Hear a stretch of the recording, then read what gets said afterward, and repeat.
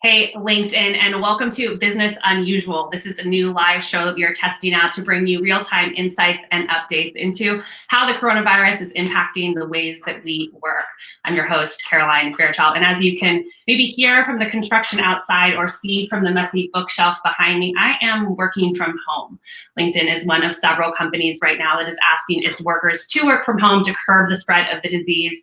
This is where I will be with you for the next several weeks as we try and manage the coronavirus together and what it means for how we're working.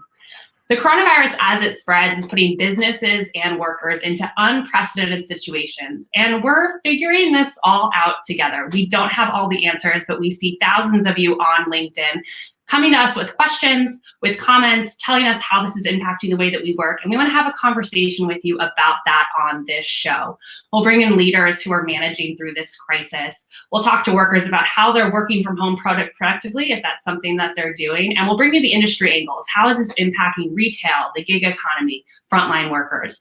This is all conversations that we want to have on this show, but we also want to hear from you in the stream. What are your questions about the coronavirus? Who would you like to see on the show?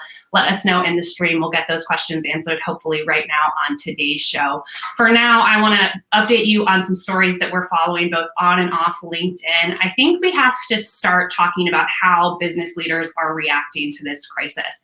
This is a real management crisis situation for a lot of corporate leaders who are being asked to, in real time, update policies that are making sure that workers really stay safe. Tech companies like Apple and, of course, LinkedIn parent Microsoft are encouraging workers in California and beyond to work from home.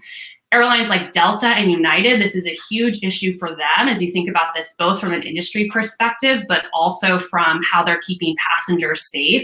We're seeing Delta CEO Ed Bastian on the platform really coming to us and saying, being transparent. That's a theme that I'm seeing across the platform. I can't think of a time that I've seen so many leaders in mass come to LinkedIn and be transparent about what they're doing because they're all figuring this out in real time. But as this is no surprise, this is something that we're going to be following from multiple angles. If you think about this, yes, tech workers, for example, who have desk jobs can work from home. But what about tech companies that also have a gig economy angle as well? If you think about Uber, DoorDash, we've been seeing lots of people on this stream talk about this is an issue that gig economy leaders are going to have to follow. We're certainly going to be tracking that on this show as well. Another big story that it broke overnight was that the head of the New York and New Jersey Port Authority came down with the virus. This is obviously a topic that here in New York is something that a lot of people are discussing because of the reliance that a lot of workers have on public transit to get to and from work. Many workers are being encouraged to work from home, like me. The issue is that there are lots of workers who can't do that. So how are we maintaining public health, getting people to their jobs, and also encouraging workers who need that paycheck to stay home? Corporate leaders are making different decisions. We'll be following that as well, both on and off LinkedIn. Another story that's trending right now on LinkedIn is really how sports leagues are reacting. Should they have fans in the stands or not? We're already seeing a lot of big games coming up with like BNP Paribas Open, sometimes referred to as tennis fifth Grand Slam, being canceled due to public health concerns. A major boxing match was canceled in May. Obviously, large sport arenas remain a place that it's really easy to contract the virus. So this is really something that we're going to be following, how sports leagues are reacting, impacting their business, but maintaining public health. These two forces are something that they're grappling with right now. On a personal note, I'm a huge basketball fan, and we are about to enter March Madness. And there's a story in the Wall Street Journal where there's a discussion of doing the tournament without fans in the stands. That would be such an unprecedented thing. I don't think that's ever happened with March Madness before. And if you think about that from a fan's perspective, it would basically be like watching a scrimmage. But of course, public health remains the top concern. I'll be interested to see how the NCAA tournament officials come down on that. I'm seeing some great comments in the stream right now. Tim says, great topic. Thanks for addressing this. Hi, Penny. Hi, Padma. Thanks so much for joining us. Okay, I'm almost forgetting. We have to hit on Italy. We're monitoring the situation in Italy, which has extended its quarantine measures to the entire country to contain the spread of the disease. The government is also drastically limiting non-essential travel to and from the country. And, I'm personally curious if there are any Italians on the stream right now who are in a work from home situation. If you find yourself working from home right now, we'd love to hear and learn from your stories. Let us know in the comments. We'll hopefully share those on today's show. For the latest on these stories and more, be sure to check out the news module just to the right of your LinkedIn newsfeed, as well as the daily rundown. Okay, that brings us to our main topic for today's show, which is conference closures. South by Southwest announced that its conference, which has been held in Austin for the last 30 years, is being canceled, which is a huge hit on the Austin economy. Joining me now is my colleague, Jessie Hempel, who has been covering tech for her entire career, has been to South by Southwest several times. Jessie, thanks so much for joining us. Hi, Carolyn. Welcome to my basement office. I wish your dog was in the shop, that maybe we can bring him into another show. For now, I really just want to hear from you about how this conference closure, what happened? You were supposed to be on the main stage. Talk us through. I know, and I have to tell you, South by Southwest was so slow to cancel this event, and it was awful for those of us who needed to make our plans around it. So I was going down with LinkedIn. LinkedIn had a huge presence there. I was also going down independently to host a conversation with a writer from Wired, Stephen Levy, on the main stage of the conference. Well, first LinkedIn canceled, and then I was left with a problem, which is that Stephen was still coming for the conference, and I was still on the hook for the official conference. And if I pulled out personally, I really left Stephen up high and dry. But then Wired canceled, so it didn't matter. And Stephen didn't have to go on. But still, South by Southwest had not canceled, Caroline. It was a mess. And that really speaks to how everyone's kind of making decisions in real time and no one really has the ultimate solution. But what does it mean for you personally in your career in terms of missing this big conference that is a huge boon for both the tech and media industries? Well, that is the big question. And I think the question that we're all going to figure out over the course of the spring of 2020. Now, of course, there are really negative things about this. There are a lot of things that you just can't do virtually that you can do in person, right? So people go to Austin for South by Southwest. People go to whatever conference it is that you are missing personally this spring because they want the intangible stuff, the running into people, the ideas that get shared late at night after a cocktail, whatever it is. And that stuff just is not going to happen.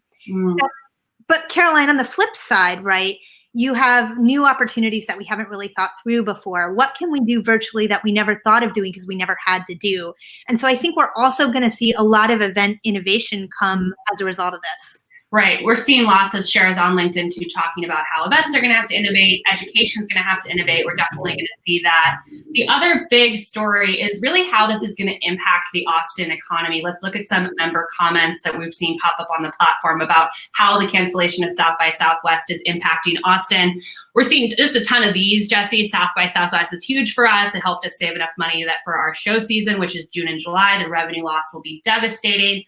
Is Austin too reliant on South by Southwest? It's not that it's too reliant. It's that South by Southwest really is, to some degree, the engine of the Austin economy. And we're talking about South by Southwest, but we could be talking about Barcelona and Mobile World Congress. We could be talking about any of these events that really carry the economy for local communities. And of course, the people that it hurts most are the small businesses who really scrape to stay alive, for whom this is an annual event that keeps them alive the rest of the year. Yeah, you're seeing on the stream right now, there are a bunch of niche businesses too who are producing things like edible flowers in this case for parties and events, and that's no longer happening. So I think we'll have to see how this is impacting everything together and kind of follow that.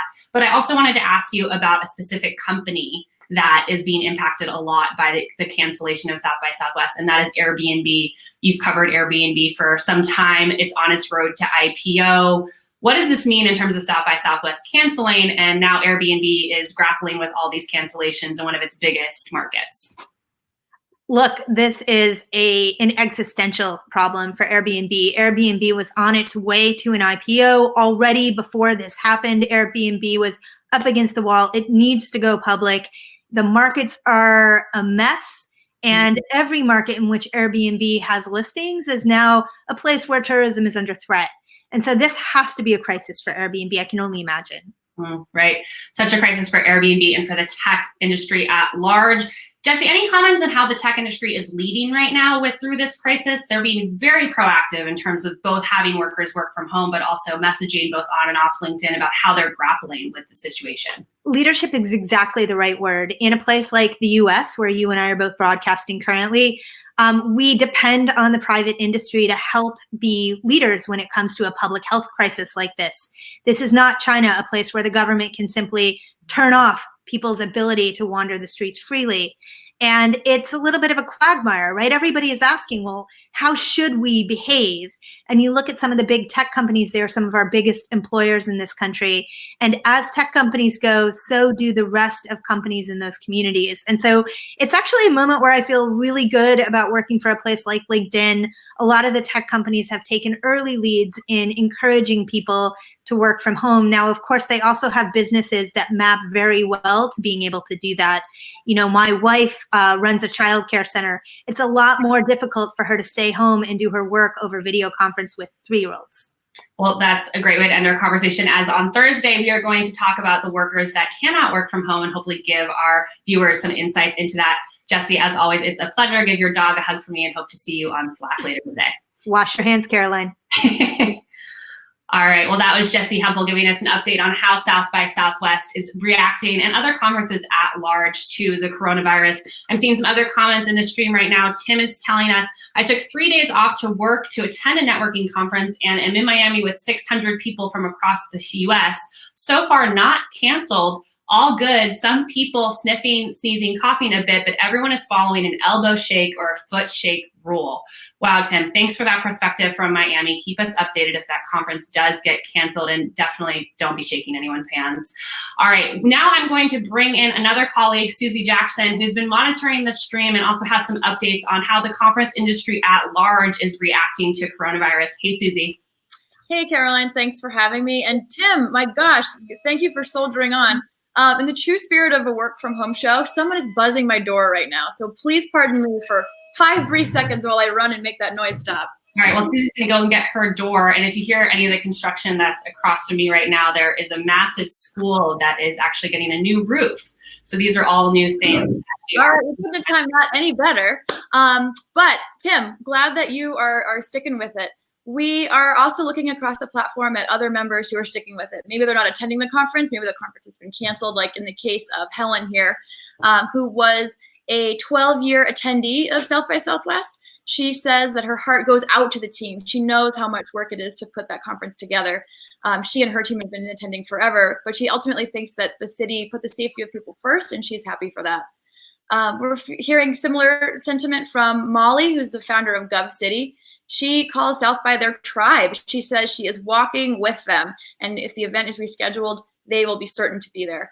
So seeing a lot of support from people who understand the situation and just want to be supportive. But South by, of course, is not the only conference that's been canceled. A huge, huge conference for the healthcare industry, the Healthcare Information and Management Systems Society, or HIMSS 2020. They've announced that they were going to go virtual. This is a huge conference. It's been going on for decades, even longer than South by. It boasts up to 45,000 attendees from 90 countries. And they've said they're going to take this learning online. And how they're officially rolling that out as a conference, I'm not quite sure. But what we are already seeing are members who are going to be attending that conference taking it into their own hands. So Steve, for instance, is hosting a session today on patient experience. Go find HIMSS 2020 hashtag to find Steve's WebEx on that piece. Joining him with a session later this week is our member Richard. He's going to be talking about healthcare, cybersecurity, and patient safety later this week. So it's great to see people rebounding, trying to make those connections, if not in person, then online. As Caroline was saying, our next episode on Thursday is going to be looking at services and the gig economy. So people who can't just easily work from home. It might not be possible at all to work from home, forget easily.